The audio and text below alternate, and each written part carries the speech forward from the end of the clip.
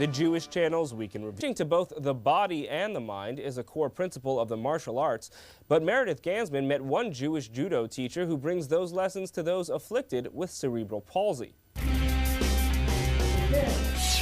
The martial arts will keep you on your feet. Kicks, punches, and the occasional throws are almost always performed standing.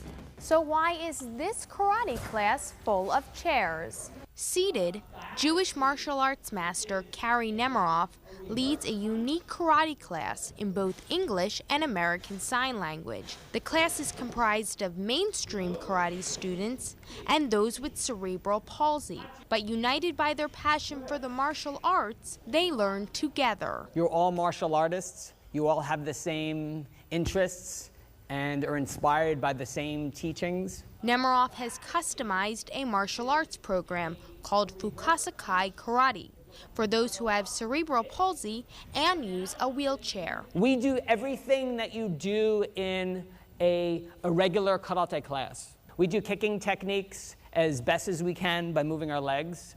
We do striking techniques. We do katas, which are series of movements that can have strikes, they can have kicks, well, hand strikes, kicks. Updating this ancient art form for cerebral palsy participants not only introduces an activity that would otherwise be inaccessible, but it also enhances physical fitness and improves cognitive skills.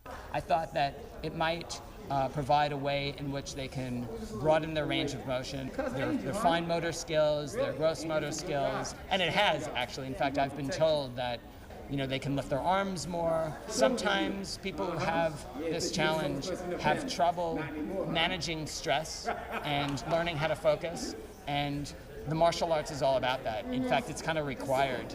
And so this, just like it helps anybody else, this would help a person with cerebral palsy in the same way. But don't let the chairs fool you. Martial arts sensei Brett Coppin found this karate technique very difficult. I was actually quite surprised at the challenge of the limitation of just being stationary. I think the upward motion, trying to get power using your entire body when you're only actually using your upper body, it was definitely challenging. So. It takes just as much or more power to do because you have to get energy somehow to make your strikes effective, and you do it by rising up from the chair. Angel Navarro, who has cerebral palsy, is devoted to the sport and has even acquired advanced karate belts. Because it's all about contact. New contacts, perhaps, as Nemeroff, for the first time, combined his mainstream and cerebral palsy students to train seated side by side. The mainstream group can feel like, wow, this is a group of people who I had no idea had the abilities that they do. I'm hoping that the people with cerebral palsy feel, again, that they can do these techniques along with everybody else and not feel like they have to be separated in order to do the techniques, and they can perform just as well. Though mainstream karate students and those with cerebral palsy are two very different groups of people, a shared interest in the martial arts and an integrated classroom and technique provides a unique learning experience for both. For the Jewish Channel, I'm Meredith Gansman. Thank you, Meredith. Defending the